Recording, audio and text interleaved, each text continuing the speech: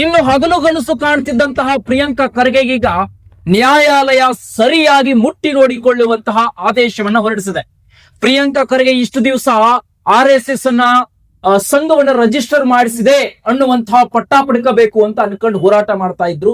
ಅದ್ರ ಜೊತೆಗೆ ಇಲ್ಲ ಬ್ಯಾನ್ ಮಾಡ್ಬಿಟ್ಟೆ ಇದನ್ನ ಅನ್ನುವಂತಹ ನಿಟ್ಟಿನಲ್ಲಿ ದೊಡ್ಡದಾಗಿ ಏನೋ ಇತಿಹಾಸ ನಿರ್ಮಾಣ ಮಾಡ್ಬೇಕು ಅನ್ಕೊಂಡಿದ್ರು.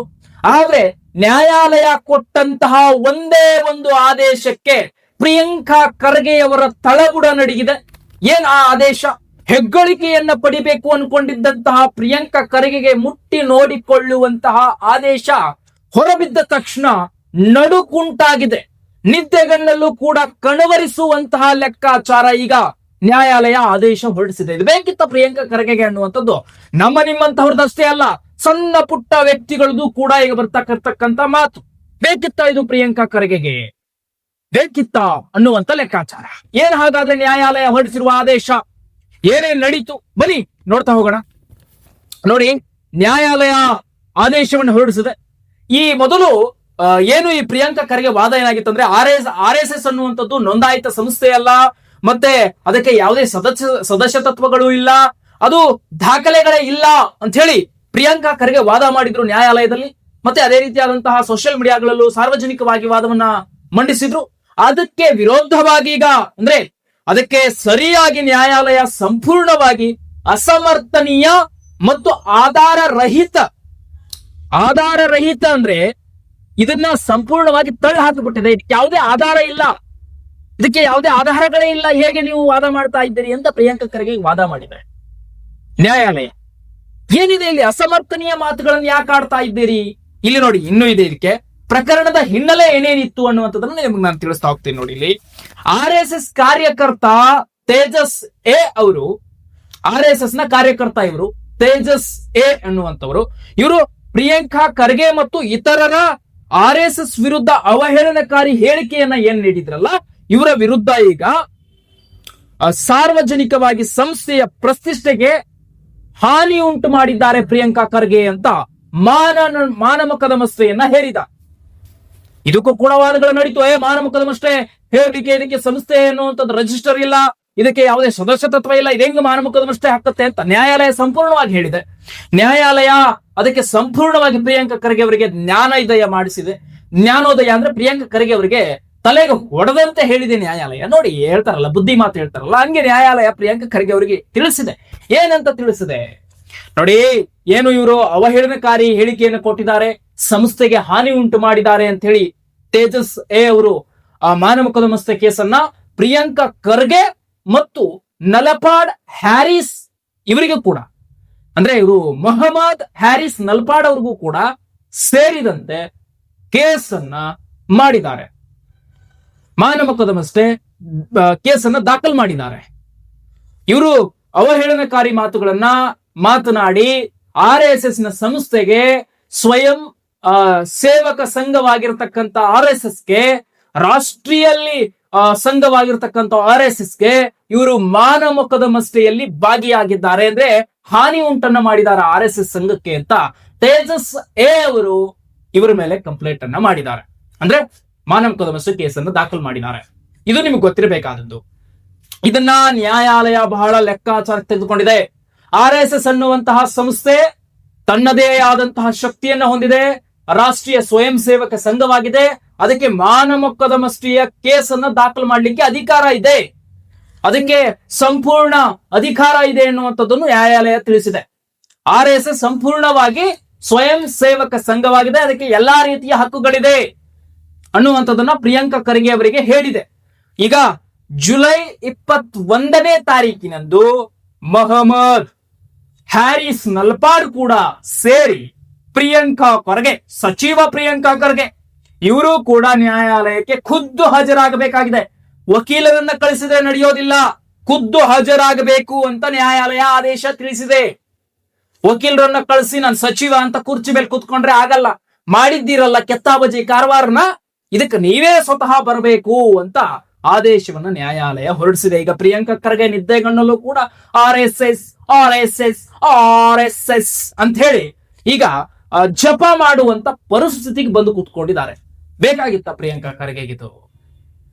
ಏನೋ ಪ್ರಿಯಾಂಕಾ ಖರ್ಗೆ ಎಲ್ಲ ಅನ್ಕೊಂಡು ಬಿಟ್ಟಿದ್ರು, ಇಲ್ಲ ನಾನು ಬಂದ ಮೇಲೆ ಗೃಹ ಸಚಿವ ಆದ್ಮೇಲೆ ಗೃಹ ಮಂತ್ರಿ ಆದ್ಮೇಲೆ ಒಂದು ಐತಿಹಾಸಿಕ ಮಾಡಿಬಿಡಬೇಕು, ಇತಿಹಾಸ ಮಾಡಿಬಿಡಬೇಕು, RSS ನ ರಿಜಿಸ್ಟರ್ ಮಾಡಿಸ್ಬಿಡ್ಬೇಕು, ನಾನೇ ಫಸ್ಟ್ RSS ನ ರಿಜಿಸ್ಟರ್ ಮಾಡಿಸಿ ಬಿಟ್ಟ ಪ್ರಿಯಾಂಕಾ ಖರ್ಗೆ ಅಂತೆಲ್ಲ ಬರಬೇಕು ಅಂತೆಲ್ಲ ಕನಸುಗಳನ್ನ ಕಂಡಿದ್ರು ಅನ್ಸುತ್ತೆ. ಇಲ್ಲ RSS ಅನ್ನ ಬ್ಯಾನ್ ಮಾಡಿಬಿಟ್ರು ಪ್ರಿಯಾಂಕಾ ಖರ್ಗೆ ಅಂತ ಈ ರೀತಿ ಮಾಧ್ಯಮಗಳಲ್ಲಿ ಬಿತ್ತರಿಸಬೇಕು, ಈ ರೀತಿ ಪ್ರಚಾರ ಆಗಬೇಕು, ಈ ರೀತಿ ಪ್ರಚಾರ ಗಿಟ್ಟಿಸ್ಕೊಳ್ಬೇಕು ಅಂತೆಲ್ಲ ಪ್ರಯತ್ನ ಮಾಡಿದ್ರೋ ಏನೋ ಗೊತ್ತಿಲ್ಲ. ಪ್ರಿಯಾಂಕಾ ಖರ್ಗೆ ಅವ್ರ ಪ್ರಶ್ನಾರ್ಥಕ ಚಿಹ್ನೆ ಇದೆ ಇದು. ಈ ರೀತಿ ಮಾಡಿದ್ರ, ಈ ರೀತಿ ಅಂದುಕೊಂಡಿದ್ದ ಅನ್ನುವಂತ ಪ್ರಶ್ನಾರ್ಥಕ ಚಿಹ್ನೆ. ಸೊ ಆದ್ರೆ ಅದಕ್ಕೆಲ್ಲದಕ್ಕೂ ಕೂಡ ನ್ಯಾಯಾಲಯ ಕೊಟ್ಟಂತ ಆದೇಶ ಬಹಳ ತದ್ವಿರುದ್ಧವಾಗಿದೆ. ನ್ಯಾಯಾಲಯ ಬಹಳ ಪರಿಗಣನೆಯನ್ನ ಮಾಡಿ ಆದೇಶ ಹೊರಡಿಸುತ್ತೆ, ತೀರ್ಪುಗಳನ್ನ ಕೊಡ್ತಾ ಇರುತ್ತೆ. ಅದು ಕಾನೂನು. ಯಾವಾಗ್ಲೂ ಕೂಡ ಹೇಳ್ತಾ ಇದ್ರು ಕಾನೂನು ಬರೆದಿದ್ದೀವಿ. ಕಾನೂನು ಬಾಬಾ ಸಾಹೇಬ್ ಅಂಬೇಡ್ಕರ್ ಅವರು ಕೊಟ್ಟಂತಹ ಕಾನೂನು ಬಹಳ ನ್ಯಾಯಯುತವಾಗಿದೆ. ಬಾಬಾ ಸಾಹೇಬ್ ಅಂಬೇಡ್ಕರ್ ಅವರು ನೀಡಿದಂತಹ ಸಂವಿಧಾನ ಇದೆಯಲ್ಲ ಅಷ್ಟೇ ಸ್ಪಷ್ಟವಾಗಿದೆ.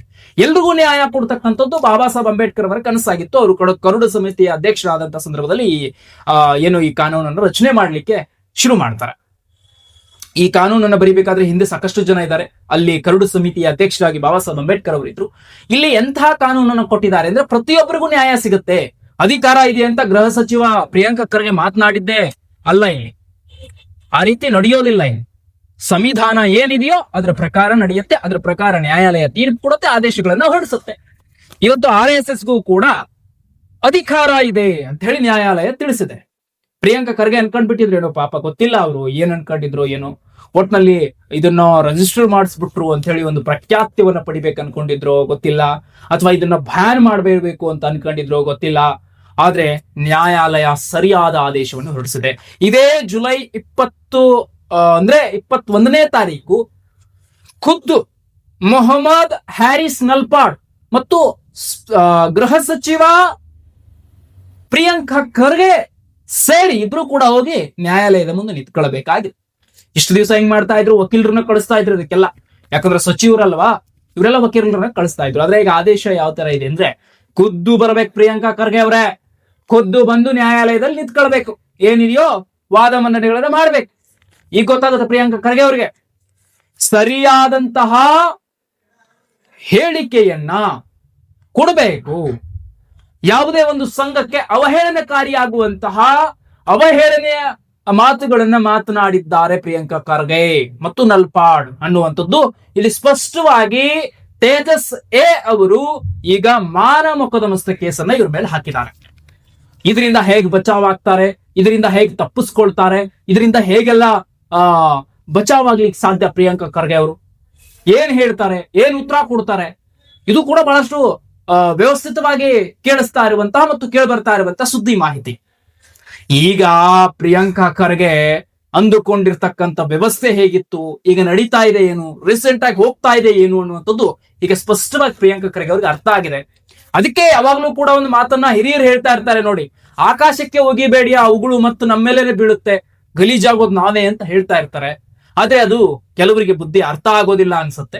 ಆಕಾಶಕ್ಕೆ ಉಗಿತಾರೆ, ಅದು ಬಂದು ಮತ್ತೆ ತಮ್ಮ ಮುಖದ ಮೇಲೆನೆ ಬೀಳುತ್ತೆ ಅನ್ನುವಂಥದ್ದು ಗೊತ್ತಿರೋದಿಲ್ಲ.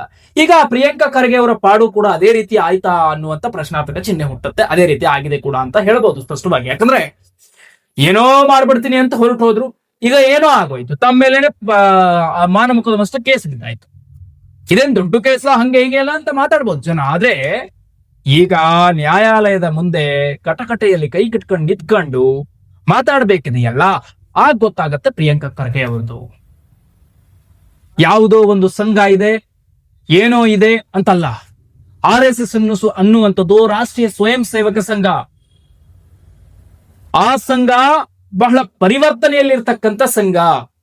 RSS ಅನ್ನುವಂಥದ್ದು ಬಲಿಷ್ಠವಾಗಿರುವಂತ ಸಂಘ, ರಾಷ್ಟ್ರೀಯವಾಗಿ ಗುರುತಿಸಿಕೊಂಡಿರ್ತಕ್ಕಂಥ ಸಂಘ.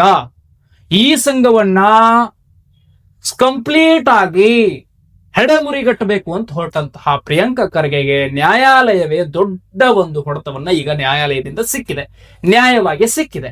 ಈಗ ಪ್ರಿಯಾಂಕಾ ಖರ್ಗೆ ಏನ್ ಯೋಚನೆ ಮಾಡ್ತಾ ಇರ್ತಾರೆ ಅಂದ್ರೆ, ಈ RSS ನ ರಿಜಿಸ್ಟರ್ ಮಾಡಿಸೋದಾಗಿರ್ಲಿ ಅಥವಾ RSS ನ ಬ್ಯಾನ್ ಮಾಡೋದಾಗಿರ್ಲಿ, ಎಲ್ಲ ಇದರಿಂದ ಹೊರಗಡೆ ಬಂದು ನೆಮ್ಮದಿಯಾಗಿ ಕೊಟ್ಟಿರ್ತಕ್ಕಂತಹ ಗೃಹ ಮಂತ್ರಿ, ಗೃಹ ಸಚಿವ ಈ ಒಂದು ಅಧಿಕಾರವನ್ನ ನೀಟಾಗಿ ನಡ್ಸ್ಕೊಂಡು ಹೋದ್ರೆ ಸಾಕಪ್ಪ 28ರವರೆಗೂ ಅನ್ನುವಂಥದ್ದು ಯೋಚನೆ ಮಾತ್ರ ಇರುತ್ತೆ ಈಗ ಪ್ರಿಯಾಂಕಾ ಖರ್ಗೆ ಅವರಲ್ಲಿ, ಇನ್ನೇನು ಬೇರೆ ಇರೋದಿಲ್ಲ.